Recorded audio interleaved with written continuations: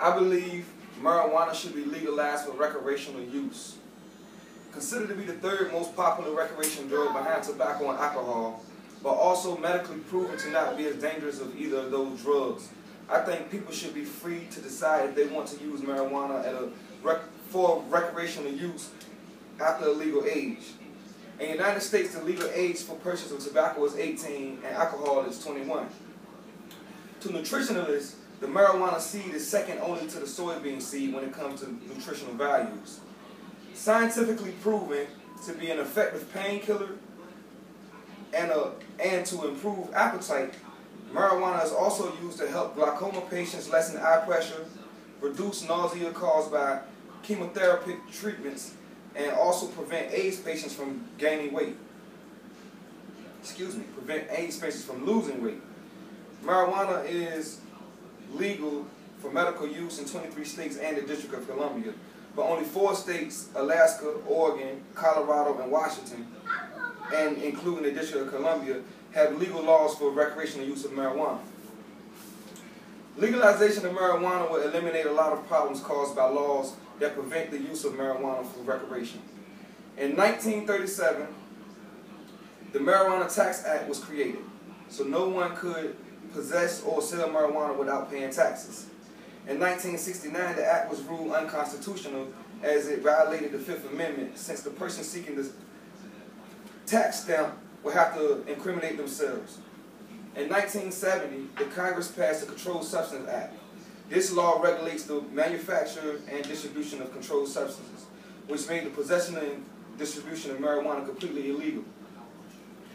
Law enforcement spends billions of dollars on tracking down marijuana dealers and users every year. There is estimated to be over 750,000 people incarcerated for marijuana law violations.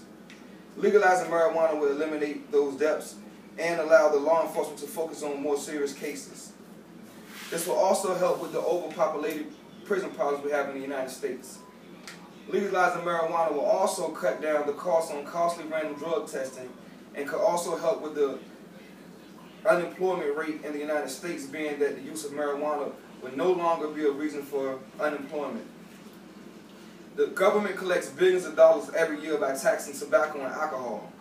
By taxing marijuana, the government will be able to do the same thing. It will revenue an estimated $1 billion a year in California alone. Since 1998, the government in all levels have collected over $528.5 billion in cigarette tax. The government also collects an estimated $5.6 billion a year in tax from alcohol. I think if the government legalized marijuana, packaged it, and sold it in the store, it would accumulate record-breaking numbers in taxes. In Colorado, the initial year of legalizing the marijuana, it totaled about $76 million in taxes in 1 year. The first brand of cigarette to be packaged was called Dukes of Durham in 1898. In 1892. Since then, there has been 6 major cigarette companies in the United States: Philip Morris, R.J. Reynolds, American Brands, Lowerland, Brown & Williams, and Leggett & Myers. These companies produce all types of cigarettes, stemming from Marlboros to Newports.